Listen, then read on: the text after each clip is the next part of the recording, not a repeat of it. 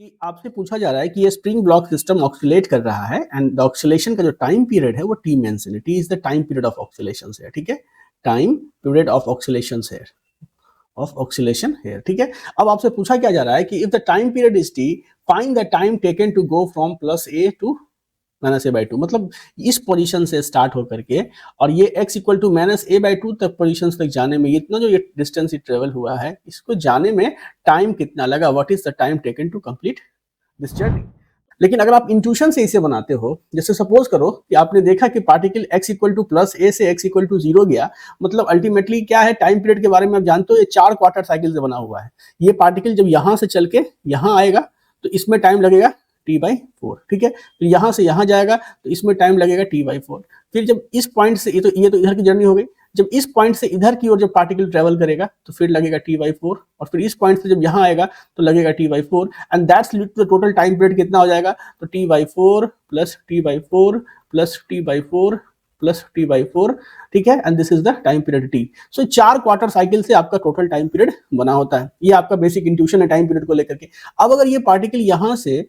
x equal to plus A से x equal to 0 पे जा रहा है तो इसको यहां से यहां आने में कितना टाइम लग रहा है, t/4 लग रहा है। तो ये तो आपको क्लियर हो गया कि आपने इंट्यूशन से निकाला x equal to plus A से लेकर के पार्टिकल को x इक्वल टू 0 पे जाने में जो टाइम लगा वो टाइम कितना हो गया, t is equal to t/4 time लगा, ठीक है। ये क्लियर है। अब आप देखो यहां से कि x इक्वल टू 0 से x इक्वल टू 0 इस पोजीशन से, और ये t बाई मतलब a बाई 2 का पोजीशन है, x इक्वल टू यहाँ पे क्या है माइनस ऑफ a बाई 2 है, इस पोजीशन से इस पोजीशन मतलब यहाँ आने में जो टाइम लगेगा, तो आप देख रहे हो क्या चीज की ये क्वार्टर साइकिल कितना का होता है, ये quarter cycle a by 2 length का होता है। ये होता है ना, ये जो क्वार्टर साइकिल है वो a लेंथ का होता है, और आप हाफ डिस्टेंस ट्रेवल कर रहे हो। तो अगर आप अपना इंट्यूशन लगाते हो यहाँ पे कि 0 से मतलब x इक्वल टू 0 से x इक्वल टू क्या चीज, तो माइनस ऑफ a बाई 2 जाने में क्वार्टर साइकिल का आधा टाइम लगेगा, तो आप लिख सकते हो t/4 बाई यहाँ पे 2 जो कि हो गया t/8। तो अल्टीमेटली टोटल टाइम जब आप निकालोगे ऐसे करके कि यहाँ से यहाँ जाने में लगा t/4, और यहाँ इस पॉइंट से इस पॉइंट तक जो है सो जाने में कितना टाइम लग गया, तो इसमें लग गया आपको t/8। तो अल्टीमेटली जो टोटल टाइम लगा total time t is equal to what, तो t/4 plus t/8, and this is what, this is equal to 3t/8। तो अगर आपका ऑप्शन है 3t/8 तो आपने गलती कर दी, क्योंकि यहाँ पे आप फंस गए इस कंसेप्ट को लेकर के कि ऑक्सीलेशन में हाफ डिस्टेंस का मतलब हाफ टाइम नहीं होता है। क्योंकि क्या है, ऑक्सीलेशन में जो होता है वो स्पीड कांस्टेंट नहीं होता है, speed is not constant, speed is not constant. Speed क्यों कांस्टेंट नहीं होता, क्योंकि आपको पता है कि जो भी फंक्शंस आते हैं स्पीड डिस्प्लेसमेंट का, जो xt का जो फंक्शन आता है वो क्या होता है, a sin omega t plus phi, इस तरह का आता है। जब डिफरेंशिएट करोगे तो स्पीड क्या आता है, टाइम का फंक्शन आता है। और आपने देखा भी है कि पार्टिकल जब इस पोजीशन से स्टार्ट कर रही है तो इसकी स्पीड क्या है, यहाँ 0 है, ठीक है। उसके बाद वो पार्टिकल एक्सेलरेट होती है और यहाँ पे स्पीड क्या होती है, मैक्सिमम होती है। तो मीन पोजीशन जैसे इस पोजीशन पे पार्टिकल है, इधर की टेंडेंसी मोशन की है, तो इसकी स्पीड क्या है, यहाँ पे मैक्सिमम है। और फिर इस पॉइंट पे जब यहाँ पे आती है पार्टिकल तो इसकी स्पीड क्या हो जाती है, 0 होती है। मतलब पार्टिकल का ऑक्सीलेशंस के दौरान जो स्पीड होता है वो कांस्टेंट नहीं होता है। तो अगर आपने ये x बाई टी का फॉर्मूला लगा के इस तरह का कुछ इंट्यूशन से आपने 3t/8 निकाला तो आपने गलती कर दी जो है, ठीक है। इसको अगर समझना है तो हम लोग फेजर मेथड से समझते हैं जो है सो, कि कितना टाइम लगेगा, ठीक है। उसके बाद मैथमेटिक्स से भी समझेंगे जो है सो। तो देखो क्या होता है कि जैसे ये स्प्रिंग और ब्लॉक क्या कर रहा है, तो एसएचएम कर रहा है, आप देख रहे हो it is doing simple harmonic motion. और आपको पता है कि कोई भी एसएचएम जो होता है, सिंपल हार्मोनिक मोशन जो होता है, it can be modelled as a projection of the uniform circular motion, ठीक है। It can be modelled as a projection of uniform circular motion. इसे मतलब सिंपल भाषा में अगर समझो तो तुम ये कह सकते हो कि सोचो कि पार्टिकल सर्किल में यूनिफॉर्म सर्कुलर मोशन में घूम रहा है, कुछ इस तरह। देखो यहाँ से पार्टिकल जो है रेड कलर में जो आप पार्टिकल देख रहे हो वो क्या है, यूनिफॉर्म सर्कुलर मोशन में घूम रहा है। और उसका जो प्रोजेक्शन है, अगर आप इस डायमीटर को यहाँ नहीं लेकर के यहाँ लो, ठीक है, तो आप क्या देख रहे हो क्या चीज की, अगर पार्टिकल सर्किल में यूनिफॉर्म सर्कुलर मोशन में घूम रहा है तो इस पार्टिकल का जो प्रोजेक्शन है ना, उस पार्टिकल का जो शैडो है वो नीचे डायमीटर पर बनेगा, और वो शैडो एग्जैक्टली वैसे ही एसएचएम कर रहा है जैसे कि स्प्रिंग ब्लॉक सिस्टम एसएचएम कर रहा है। तो इससे हमको क्या फायदा है, मतलब इस स्प्रिंग ब्लॉक सिस्टम का जो ये एसएचएम हो रहा है, तो यहाँ स्प्रिंग ये जो ब्लॉक है इसका स्पीड कांस्टेंट नहीं है, ठीक है। इसका जो स्पीड है, देखो ऑक्सीलेशन के दौरान इसका स्पीड क्या हो रहा है, ये वैरी कर रहा है, ठीक है। मीन पोजीशंस पे जो है सो स्पीड मैक्सिमम है, एक्सट्रीम पोजीशंस पे स्पीड 0 है, और बीच में जो है सो पार्टिकल एक्सीलरेटेड मोशन में है। लेकिन जब हम शैडो मेथड को कंसीडर करते हैं तो हम यहाँ पे क्या देखते हैं कि पार्टिकल यूनिफॉर्म सर्कुलर मोशन में, ये पार्टिकल क्या है, तो यूनिफॉर्म स्पीड से इस सर्किल में घूम रहा है, ठीक है। तो इससे क्या होता है कि स्प्रिंग में तो स्पीड क्या हो रहा है, हर पॉइंट पे बदल रहा है, इसलिए मैथ यहाँ कॉन्फ्लिक्ट हो जाएगा, हमको वाई हम जब स्पीड इक्वेशन ऑफ मोशन से निकालेंगे, लेकिन सर्किल में पार्टिकल तो कांस्टेंट स्पीड से घूम रहा है, तो होगा क्या चीज, तो अगर आपको एसएचएम का टाइम निकालना है तो स्प्रिंग को भूल जाओ, आप क्या करेंगे, हम इसका सर्कुलर प्रोजेक्शन देखेंगे। ये स्प्रिंग ब्लॉक सिस्टम है यहाँ पे,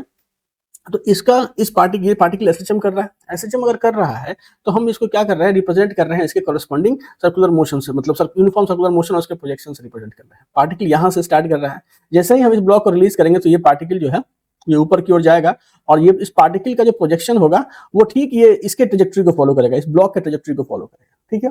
तो अब देखो यहाँ से कि ये जो ब्लॉक है ये यहाँ से चल करके जब ये मीन पोजीशंस पे आएगा, ठीक है, ये ब्लॉक जब यहाँ से चल करके ये मीन पोजीशंस पे आएगा तो ये जो सर्किल का पार्टिकल है it will be at the top position, ठीक है। और यहाँ से यहाँ जाने में पार्टिकल ने कितना डिस्टेंस ट्रेवल किया भाई, तो इसने जो है सो अब देख लें यहाँ से कि x equal to plus A से लेकर के आपको x इक्वल टू 0 तक जाने में क्या हो रहा है, तो जाने के लिए सर्किल में जो पार्टिकल है जिसका प्रोजेक्शन ये स्प्रिंग ब्लॉक का एसएचएम है, तो सर्किल वाला जो पार्टिकल है वो कितना डिस्टेंस कितना एंगल घुमा है, वो घुमा है theta is equal to 90 degree, या कह सकते हो π/2 रेडियन ये रोटेट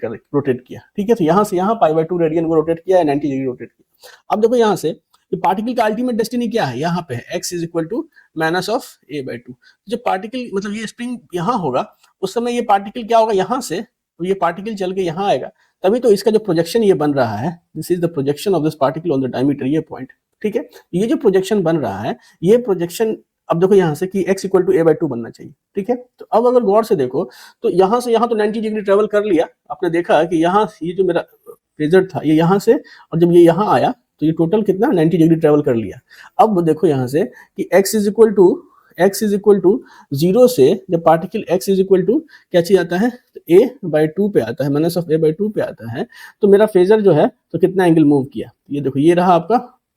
ये रहा फेजर। अब देखो ये जो है ये यहाँ से यहाँ माइनस ऑफ a/2 यहाँ मेंशन्ड है, तो ये एंगल कितना हो जाएगा, ये तो पता है आपको, ये जो इसका जो रेडियस है वो क्या है, amplitude of the oscillation of the spring, तो ये a हो गया। तो ये जो एंगल है अगर आप देखो ये थीटा है तो तुम कहीं ना कहीं लिख सकते हो what is cos theta, and this cos theta is what, इस एंगल को अगर निकालो तो a/2 इसका मैग्नीट्यूड a/2 है, तो cos theta is equal to what, तो a/2 आधार बटा यहाँ पे कर्ण a, this is 1/2, so theta is equal to what 60 degree. तो ये जो थीटा 60 डिग्री है, तो अल्टीमेटली पार्टिकल जब यहाँ से यहाँ मूव किया, इतना जो मतलब आर्क मूव किया, तो उसमें जो एंगल है उसका जो एंगल, इसमें कितना एंगल मूव किया, यही एक्स्ट्रा एंगल वो मूव किया। तो अगर ये एंगल 60 डिग्री है तो ये एंगल ऑब्वियसली हो गया 30 डिग्री, ठीक है। So you can say now is that कि जो टोटल एंगल पार्टिकल मूव कर रहा है, टोटल एंगल पार्टिकल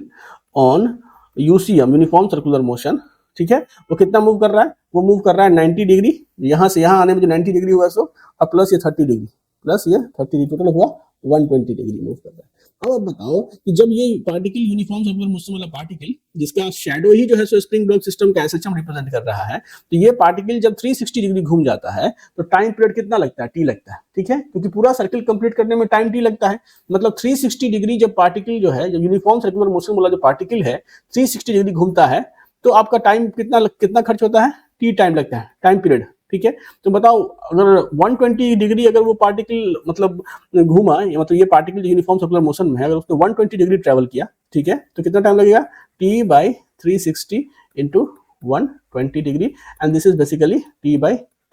ठीक है। सो द ऑप्शन जो करेक्ट ऑप्शन जो आंसर होगा वो क्या होगा, t/3 होगा जो है। हम इसको नॉर्मल इक्वेशंस के मेथड से भी कैलकुलेट कर सकते हैं, जैसे कि आप देख रहे हो कि पार्टिकल अगर हम स्प्रिंग ब्लॉक सिस्टम को as a point mass represent करते हैं, तो पार्टिकल कहां से स्टार्ट कर रहा है बच्चा, पार्टिकल इस पॉइंट से स्टार्ट कर रहा है, ये पॉइंट है x is equal to a point है, ठीक है। और पार्टिकल कहां पहुंच रहा है, तो ये हो गया mean position x equal to 0, और ये हो गया मेरा x equal to minus of a/2। यहाँ से यहाँ तक आने में जो टाइम लगा, मुझे यही पूछा जा रहा है what is the time taken by the particle from moving from x equal to plus a to x equal to minus a/2, मतलब t की वैल्यू मुझे पूछी जा रही है। और ये मुझे मेंशन है कि जो टाइम पीरियड है ऑक्सीलेशन का, जो टाइम पीरियड है वो क्या है, वो मेरा t मेंशन्ड है, कैपिटल T मेंशन्ड है। तो मुझे एक चीज बताओ पहले कि पार्टिकल मोशन कहां से स्टार्ट करी, यहाँ से स्टार्ट कर रही है, तो जरा बताओ यहाँ पे मैं जो जनरल इक्वेशन ऑफ मोशन क्या लिखूंगा, ऐसे जनरल इक्वेशन ऑफ मोशन में लिख सकता हूँ x is equal to a sine of यहाँ पे, ठीक है, ओमेगा t प्लस यहाँ से फाई ले सकता हूँ, ये क्या हो गया इस पार्टिकल का जनरल इक्वेशंस ऑफ मोशन है, इसमें फेज इंक्लूडेड है, मतलब अभी मैं इस कंडीशन को बता ही नहीं रहा हूँ कि पार्टिकल कहाँ से स्टार्ट कर रहा है। तो इस जनरल इक्वेशन ऑफ मोशन में मैं इनिशियल कंडीशन को फुलफिल करता हूँ कि पार्टिकल x इक्वल टू ए से स्टार्ट कर रहा है। तो जब पार्टिकल x इक्वल टू ए से स्टार्ट कर रहा है तो तुम यहाँ पे a यहाँ पे डालो, तो a जब यहाँ डालोगे x इक्वल टू ए, तो ये हो जाएगा a,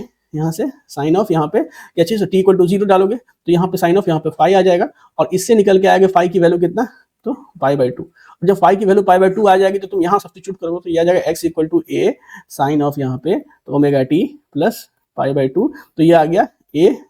cos of omega T. तो अब सीधे बहुत सारे लोग क्या करेंगे कि x equal to a cos omega t का इक्वेशन ले लेंगे, क्योंकि पार्टिकल यहाँ से स्टार्ट कर रहा है तो सीधे बोलेंगे कि पार्टिकल का जो इक्वेशन ऑफ मोशन होगा वो x equal to a cos omega t होगा। लेकिन हमने क्या किया कि भाई जनरल इक्वेशन से ही लेके इनिशियल कंडीशन की वैल्यू डाली ताकि आपको याद नहीं करना पड़े, आप सिंपल ये समझ जाओ कि मतलब ये कैसे निकलता, कैसे इसने ले लिया कि particle x equal to a cos omega t ये इसका जनरल इक्वेशन ऑफ मोशन होगा। अगर पार्टिकल मीन पोजीशन से स्टार्ट होता तो फिर ये जनरल ये जो इक्वेशन ऑफ मोशन था वो ये ए cos ओमेगा टी नहीं होकर के ए sin ओमेगा टी होता। तो ये हम इसमें इसके भूल भुलैया में पढ़ना ही नहीं चाहते। हमारा पर्पस क्या है कि हम जनरल इक्वेशन से ही इस चीज को निकाल लेते हैं कि this is the equation of motion of this particle, क्या चीज x equal to a cos omega t. अब बताओ यहाँ से कि मुझे पूछा ही क्या जा रहा है कि अब पूछा ये जा रहा है कि जब particle x equal to minus of a/2 पे होगा तो t की वैल्यू क्या होगी। सिंपल है, what is the value of time